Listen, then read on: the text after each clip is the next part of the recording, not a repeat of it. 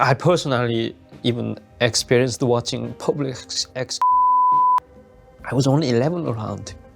Hundreds of crowd people gathered, but specifically told all children come out, sit at the front of the crowd. Every single day in North Korea, countless unseen tragedies unfold behind closed doors. These stories of suffering, fear, and control remained hidden from the rest of the world until very recently. And they are so harrowing that they seem almost unimaginable. In a country where silence is enforced by iron fists and human rights are crushed beneath relentless oppression, the lives of ordinary citizens are shaped by an unyielding regime that punishes not just individuals, but entire families, enforces ruthless propaganda, and orchestrates a world where freedom is a distant, forbidden dream. This is what happens in North Korea every single day, hidden from the world, yet brutally persistent. Let's start. Number 15. Punished for 3 generations. In North Korea, punishment is not just an individual sentence, it can trap entire families for generations. The regime's policy of guilt by association means that when someone is accused of a political crime or even minor dissent, the repercussions ripple far beyond the individual. Parents, children, and grandchildren can all face punishment. This brutal practice, known as 3 generations of punishment, is designed to crush any thoughts of rebellion before they even surface. By targeting families, the regime instills a pervasive sense of terror and loyalty. If your actions, or even the perceived actions of your relatives, are deemed hostile, everyone connected to you is marked guilty, regardless of their actual involvement. Entire families are sent to remote prison camps, known as kwanliso, where conditions are among the harshest on Earth. Reports from defectors reveal unimaginable hardships in these camps: forced labor, starvation, torture, and the near-constant threat of death. Children born in these camps often grow up knowing only misery and deprivation. This policy isolates dissidents by cutting them off from any support network and deters others from considering opposition, knowing that their loved ones could suffer as a consequence. It also reinforces the absolute power of the ruling elite, who demand unquestioning obedience under threat of collective punishment. What makes this practice particularly harrowing is how it traps innocent people in a web of inherited guilt, stripping away any hope of justice or redemption. Entire bloodlines can be erased from society, condemned not for their deeds but for their family ties. This generational punishment reflects the oppressive grip the North Korean regime maintains over its population. It's a stark reminder of the human cost behind the regime's iron-fisted rule, one that condemns the innocent alongside the accused. Shocking, right? Well, we're just getting started. Number 14. Public trials. In 2011, a haunting spectacle unfolded in Suji, North Korea, offering the outside world a rare and disturbing glimpse into the state's authoritarian machinery. A public trial was staged in front of hundreds, perhaps thousands of onlookers, aimed not at violent criminals or political enemies, but at ordinary citizens. Their crime? Consuming South Korean media. These individuals, 9 in total, stood accused of watching dramas and listening to pop music smuggled in from the South. In any other part of the world, this would be seen as harmless, even mundane, but in North Korea is framed as ideological sabotage. The regime labels such behavior as a threat to its socialist purity. The footage, later leaked and circulated internationally, shows a state judge declaring with unwavering severity that the accused were arrested for what he called grave offenses. This was not merely a judicial proceeding, it was political theater, weaponized for mass indoctrination. The trial was held publicly to drive home the consequences of disobedience. The spectators, forced to attend, were made witnesses to the raw power of the state. By punishing individuals in the public eye, the regime sent a clear message. Cultural curiosity, or ideological drift, would not be tolerated. Any contact with foreign ideas, especially those from its southern neighbor, was tantamount to treason. Even in the absence of an official verdict on camera, it is almost certain that the accused faced long prison sentences in North Korea's notorious labor camps, or worse. The regime is clearly so paranoid of influence, so terrified of cultural erosion, that it punishes even the faintest echoes of freedom. Number 13. A fake city. There are no limits to how far North Korea can go to impress, deceive, and project an image of prosperity to the rest of the world. For example, Wonsan City, a sprawling mock-up built along the coast, complete with towering apartment blocks, gleaming office buildings, and wide boulevards, may seem completely normal from afar. Yet, behind the polished exterior, these structures often stand empty, devoid of residence or daily life. The purpose of this fake city and others like it is multi-layered. Domestically, they serve as propaganda tools, reinforcing the narrative that North Korea is developing and modernizing rapidly. They bolster the image of the regime as visionary and capable, creating a sense of national pride among citizens who see these gleaming constructions broadcast on state media. Internationally, these ghost cities are intended to bewilder and impress foreign visitors and diplomats, projecting an illusion of stability and growth despite widespread reports of poverty and deprivation. These ghost cities also play a psychological role. They exemplify the regime's control over reality itself, crafting physical spaces that represent not what is, but what the leadership wants the world and its own people to believe exists. By building these elaborate illusions, the regime attempts to mask the economic hardships, food shortages, and infrastructure decay that define much of North Korean life. Moreover, the fake cities are often used as backdrops for carefully staged events, parades, and photo opportunities that further reinforce the regime's carefully curated image. But wait, there's more from where that came. Number 12. Defection gone wrong. In November 2017, the world was gripped by footage that captured one of the most audacious and dramatic defections from North Korea in recent memory. The man at the center of it all was Oh Chong-song, a 25-year-old North Korean border guard stationed near the Joint Security Area, one of the most tightly monitored and militarized stretches on Earth. What began as just another day at the DMZ turned into a heart-pounding sprint for freedom that peeled back the curtain on the brutal, dehumanizing conditions within the Hermit Kingdom and the terrifying risks involved in fleeing it. Oh Chong-song was no ordinary defector. Unlike many who cross borders by night or through treacherous mountain routes into China, he made his escape in broad daylight, in full view of surveillance cameras and heavily armed North Korean troops. Driving a military vehicle at high speed, he smashed through checkpoints before ditching the vehicle near the border and making a desperate dash across the line.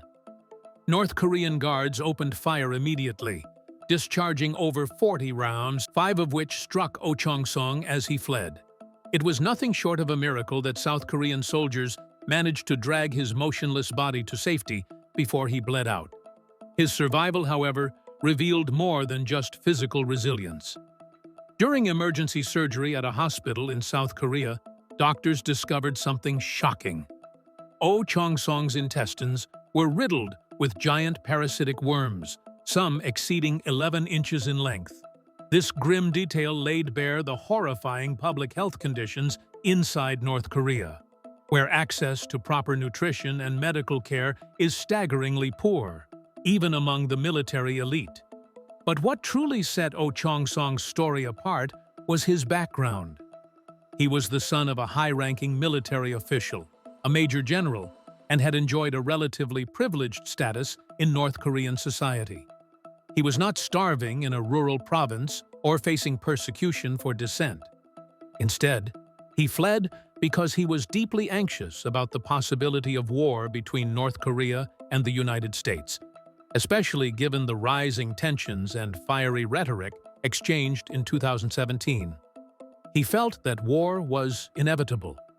Rather than be drafted into what he believed would be a catastrophic confrontation, he chose to defect, despite the nearly certain risk of death. Number 11. Female traffic officers. In North Korea, even the simplest public roles are carefully orchestrated to serve the regime's broader goals of control, discipline, and image management. The sight of female traffic officers directing vehicles on the streets might seem like a mundane aspect of daily life, but within this context, it carries deeper significance.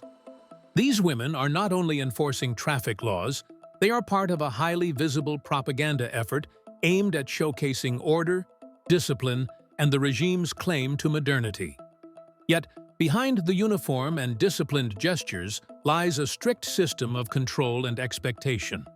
These female officers operate under intense surveillance, with their every move closely monitored.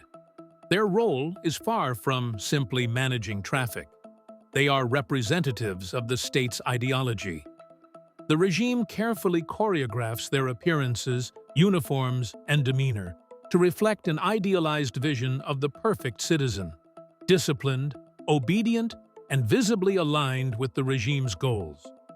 Moreover, the presence of women in such roles challenges traditional gender roles to a degree, signaling a form of progressiveness. Yet this empowerment is tightly controlled and leveraged to reinforce loyalty rather than genuine equality. Female officers become symbols of the regime's claim to gender inclusivity, even while broader societal freedoms remain severely restricted. Their work also acts as a subtle form of social control, as the disciplined presence of women in uniform helps maintain order in public spaces, discouraging dissent or disorder.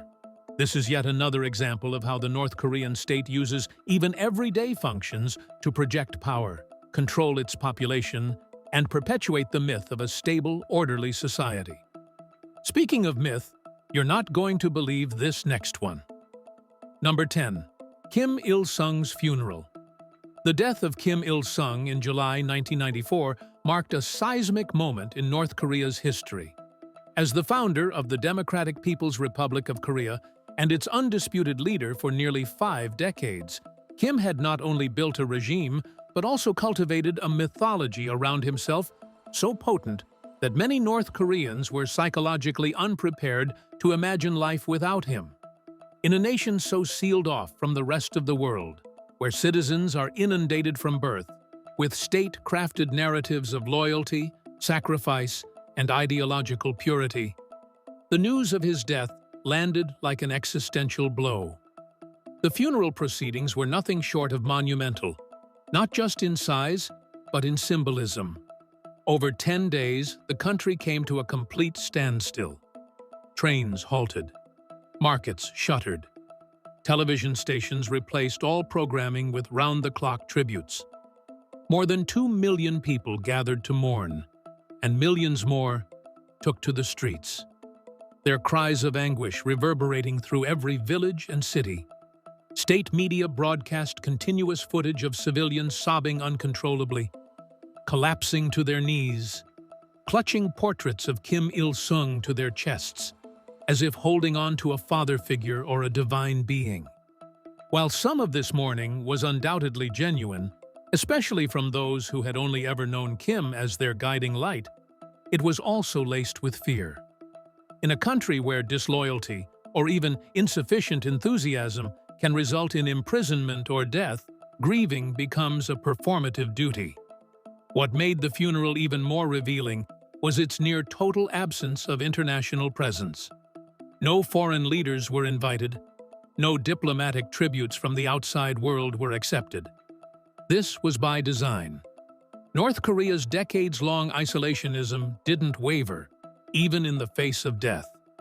The state made clear that this was not a moment for external recognition, but a deeply internal event, a solemn rite of passage designed to reinforce national unity and ideological continuity. In the eyes of the regime, Kim Il-sung had not died. He had transitioned into eternity, enshrined as the Eternal President, a title that would prevent the possibility of any successor outshining him. Number 9. Starving children. In the shadowy corners of North Korea, where cameras are rarely allowed and voices are silenced before they can cry for help, a haunting scene unfolded in Haeju City, captured by rare, smuggled footage that showed the raw, unfiltered suffering of the country's most defenseless, orphaned children. In a state-run facility, thin limbs and hollow eyes told a story far louder than words ever could. Dozens of children, skeletal from hunger, sat listless and expressionless, their young bodies failing under the weight of chronic malnutrition and illness. These are not scenes from a distant past or a famine-ridden century. This is the 21st century, and yet here, time appears to have stood still. North Korea's agricultural collapse is not solely a result of poor weather or sanctions, but a direct consequence of government priorities that have, for decades, placed weapons and image above human survival. Fields go untended, farming equipment rusts in disrepair, and food distribution is reserved largely for military zones and politically loyal communities. The country's military-first policy, a cornerstone of Kim Jong-un's governance, has gutted the civilian infrastructure needed to support basic human needs.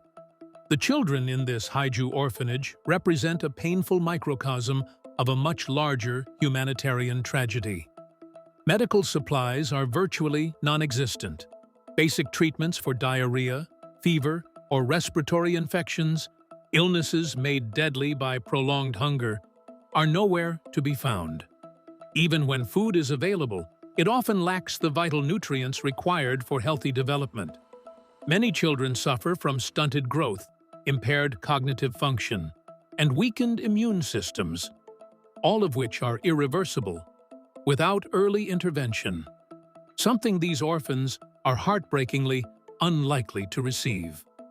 Perhaps most enraging is the obscene contrast between their suffering and the indulgences of the regime's elite. While state-run orphanages struggle to provide even one meal a day, Kim Jong-un is reported to spend millions of dollars annually on imported delicacies, fine cheeses, caviar, expensive wines, and other luxuries sourced from Europe and Asia. Number 8. Otto Warambeer. In January 2016, Otto Warambeer, an affable, bright, and promising 21-year-old student from the University of Virginia, embarked on what was supposed to be an unconventional winter adventure.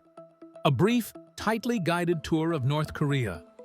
Organized through a China-based company called Young Pioneer Tours, the trip took Otto to Pyongyang just before the new year. For the most part, it followed the script typical of such excursions: monument visits, state-approved cultural stops, and highly curated interactions with locals. But as the group prepared to depart on January 2nd, Otto was abruptly pulled aside at the airport and arrested by North Korean authorities. The charge, allegedly attempting to steal a propaganda banner from a restricted area in his hotel. What followed was a grim descent into the machinery of North Korean justice. Otto was subjected to a brief show trial before a visibly unsympathetic tribunal, where he was sentenced to 15 years of hard labor for what was described as a hostile act against the state. For more than a year, Otto disappeared from the public eye. The North Korean regime offered little information about his condition, and repeated efforts by U.S. officials to secure his release were stonewalled. Then, in June 2017, after 17 months of silence, Pyongyang suddenly agreed to release him on humanitarian grounds. What awaited his family in Cincinnati, however, was devastating. Otto was in a vegetative state, unresponsive, with severe brain damage. Medical professionals in the U.S. who examined him concluded that he had suffered extensive loss of brain tissue, consistent with prolonged oxygen deprivation. North Korea claimed he had contracted botulism and slipped into a coma after taking a sleeping pill. This assertion is widely rejected by medical experts. Otto died 6 days after returning home, surrounded by family, never regaining consciousness. His death ignited global outrage and intensified scrutiny of North Korea's human rights abuses. In the United States, it led to renewed calls for a reassessment of how the nation handles diplomatic relations with rogue regimes and how it protects citizens abroad. Number 7. Weird army drills. Under the rigid gaze of Kim Jong-un and the blaring horns of nationalist music, North Korean soldiers put on a surreal and brutal performance, one that looks more like a martial arts circus than a serious military drill. In choreographed sequences meant for broadcast both at home and abroad, troops bash bricks with their foreheads, lie shirtless as sledgehammers strike slabs of stone placed on their chests, and crash headlong into walls of glass with no protection. These aren't standard exercises in combat readiness. They are ritualized demonstrations of loyalty and resilience, twisted into propaganda to glorify the regime and idolize its leader. To an outside observer, these stunts might appear absurd or exaggerated, but in North Korea, they serve a calculated purpose. They are meant to convey an image of physical invincibility, mental discipline, and blind obedience. Every move is rehearsed, every shout synchronized, every drop of sweat a statement. We are strong, we feel no pain, we obey without question. But behind this spectacle lies a grimmer reality. Military service in North Korea is not a choice. It is an obligation, a rite of passage that begins in adolescence and often swallows entire decades of a person's life. Men are typically conscripted for 10 years, women for around 7, although terms can vary depending on political loyalty and background. During this time, soldiers are not just trained in warfare, but molded into instruments of the regime's ideology. Indoctrination is constant, personal freedoms are non-existent, and physical hardship is extreme. Conditions in many military barracks are notoriously harsh. Recruits endure starvation-level rations, inadequate shelter during freezing winters, and relentless physical punishment disguised as discipline. These outlandish drills, like enduring beatings with wooden staffs or smashing bricks with fists, aren't just for show. They reflect a deeper culture of suffering equated with patriotism. Injury, even death, during such training is not uncommon, but seldom reported. Despite boasting one of the largest standing armies in the world, North Korea's military lags far behind its rivals in technology and resources. While modern warfare increasingly relies on cyber capabilities, drones, and precision-guided munitions, Pyongyang leans heavily on human spectacle to compensate. Moreover, these demonstrations are deeply embedded in North Korea's culture of hero worship. Kim Jong-un often attends these events in person, surrounded by clapping generals and military brass. Every soldier who breaks a stone or bleeds on stage does so not only for the honor of the country, but for the glorification of the supreme leader. What the outside world sees as strange or even laughable is, within North Korea, a deadly serious expression of loyalty, discipline, and sacrifice. These drills are not meant to make sense in a strategic or tactical context. They are psychological warfare, aimed as much at the hearts of North Koreans as the eyes of the world. They are yet another piece of the regime's propaganda. Number 6. Fugitive captured. In 2021, a shocking prison break unfolded in China that not only captured headlines, but also reignited global discussions about North Korea's stranglehold on its citizens. The man at the center of this high-stakes manhunt was no ordinary fugitive. He was a 39-year-old North Korean escapee whose entire life had been shaped by desperate attempts to flee a country that, for many, functions as an open-air prison. Originally defecting to China in 2013, this man lived a secret life marked by petty crime, such as stealing food, clothes, phones, and cash from rural Chinese homes. For many North Korean defectors, hiding in China is itself a dangerous gamble. China does not recognize North Korean refugees as asylum seekers. Instead, It treats them as illegal economic migrants and routinely deports them back. In 2014, Chinese authorities arrested him for a string of crimes that included burglary and illegal entry. He was handed a lengthy sentence in a high-security prison in northeast China. Facing only 2 more years before his release and inevitable deportation to North Korea, he chose to risk everything once again. The prison break was as cinematic as it was audacious. Surveillance footage showed the man scaling a shed in the prison yard, inching across a rooftop, and vaulting over an electric fence with makeshift rope, all under the nose of unsuspecting guards. His escape kicked off a 40-day manhunt, during which Chinese authorities issued rewards and flooded cities with wanted posters. Citizens were urged to report any sightings, and a massive deployment of security forces scoured nearby regions. Yet for all his cunning and endurance, the fugitive's freedom was fleeting. After over a month on the run, he was captured in a nearby province, hungry, exhausted, and cornered. Number 5. Ghost Airport. Pyongyang Sunan International Airport is North Korea's primary gateway to the outside world, at least on paper. Gleaming with polished floors, modern architecture, and pristine check-in counters, it looks almost like any other mid-sized international airport. But appearances here are deceptive. Step inside, and an uncanny stillness greets you. No bustling travelers, no long queues, no background chatter, and no palpable sense of movement. The airport's emptiness isn't due to inefficiency or a temporary lull in operations. You see, in North Korea, ordinary people aren't allowed to travel abroad. There are no vacations to Thailand, no business trips to China, and no reunions with relatives in the South. Passports are only issued to the politically privileged, and even then, international travel is strictly monitored. So the average North Korean has no practical use for an airport. To them, it is an inaccessible symbol of a world they are not allowed to see.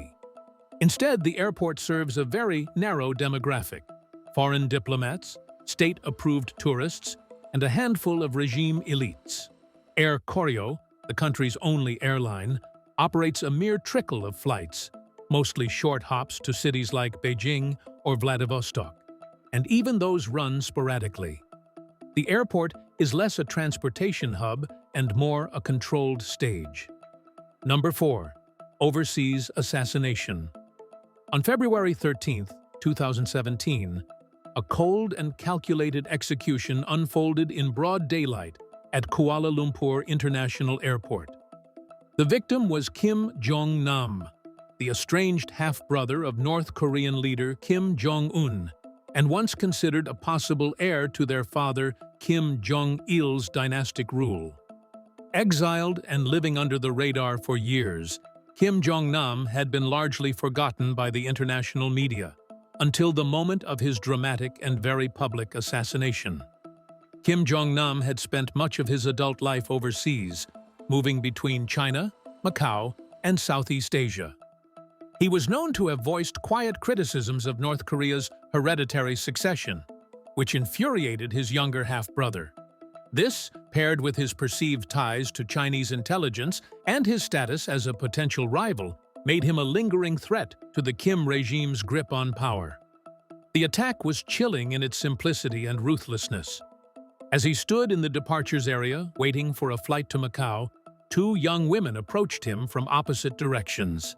In mere seconds, they pressed their hands against his face, delivering a dose of VX nerve agent. Initially confused and distressed, Kim Jong-nam stumbled toward airport officials, gasping that he had been attacked and that something had been smeared on his face. He collapsed shortly afterward, dying in an ambulance en route to the hospital, his heart failing before doctors could intervene. From start to finish, the assassination took less than 30 minutes. Following this, the 2 women, one Indonesian and the other Vietnamese, claimed they had been duped into believing they were participating in a prank show. Surveillance footage revealed them laughing with handlers after rehearsing similar mock pranks in the days prior. Number 3. Smuggling food. In North Korea, where hunger is a daily struggle for millions, smuggling is a desperate necessity for survival. The stark reality is that vast swaths of the population face chronic food shortages, with official rations barely enough to sustain life, let alone provide nutrition.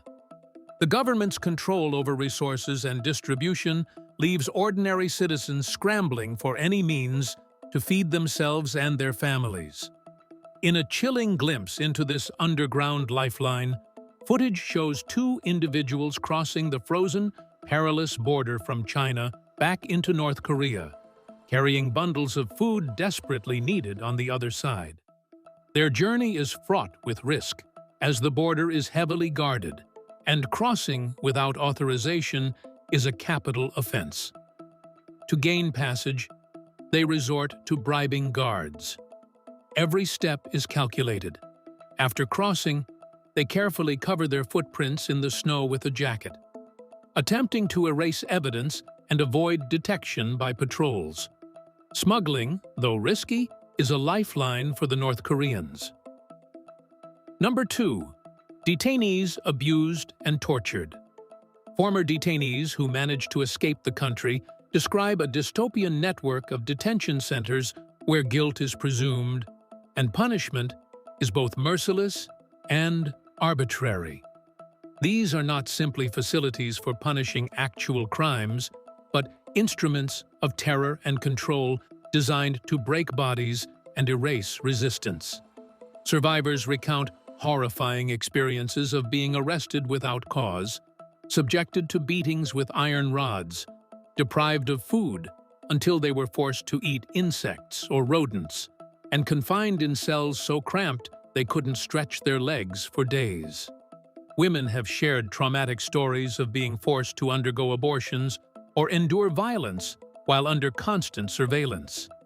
Detainees are routinely denied access to legal counsel or trials. Instead, they are interrogated for hours or days under extreme physical and psychological stress, often with the goal of extracting confessions, true or false, for the sake of record-keeping and quota fulfillment. The sheer dehumanization within these walls is systematic. Hunger is a deliberate tactic of subjugation.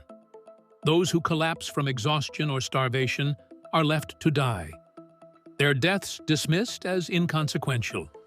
Children and the elderly have not been spared. Even those who end up in detention for crossing borders without permission, typically trying to flee to China in search of food, are punished as traitors and subjected to the same horrors as political prisoners. One organization at the forefront of documenting these atrocities is Korea Future, a nonprofit that has created detailed reconstructions of prison interiors and gathered testimonies from former detainees, guards, and other witnesses. Their work has cataloged more than 1,000 individual cases of torture, rape, and extrajudicial killing. Using cutting-edge 3D mapping technology, they've visually recreated the secretive world of North Korean detention sites, offering the international community an unprecedented look into a penal system designed not for justice, but for erasure. Thanks to the voices of those who escaped, the world now hears what was meant to stay buried. But wait, there's more. Number 1. Propaganda and brainwashing. In a nation where hardship is a daily reality, it might seem baffling that so many North Koreans harbor deep resentment toward the United States rather than their own government. The answer lies in the carefully constructed world of propaganda and relentless brainwashing that the regime has perfected over decades. This video offers a revealing glimpse into the machinery behind the state's psychological control. Broadcast on North Korean television, the footage paints a deliberately distorted picture of life in America, showing it as a bleak, desperate landscape where people suffer extreme poverty and despair. The scenes are chilling in their intent. Americans are depicted as homeless masses huddled next to blue body bags, drinking coffee brewed from snow, and struggling to survive in freezing tents. Ordinary details like people sleeping in sleeping bags are misrepresented as dead bodies to heighten the sense of hopelessness. This narrative is a calculated effort to vilify the United States, making it the scapegoat for all hardships, while simultaneously elevating North Korea's own regime as a protector and provider. Such propaganda serves a dual function. First, it stokes hatred toward an external enemy, diverting anger and dissatisfaction away from the government. Second, it fosters a warped sense of national pride and loyalty by portraying North Korea as a bastion of strength and resilience in a hostile world. The regime controls all media and restricts access to outside information so tightly that many citizens have never seen or heard an alternative viewpoint. This isolation traps them in a psychological bubble where distorted realities become absolute truths. Well, that's it for now. Thanks for watching. Did you like this video? If you did, please consider liking, dropping a comment, and hitting the subscribe button so that you don't miss out on our new uploads. Also, don't miss this video you see on your screen right now. It's truly unbelievable.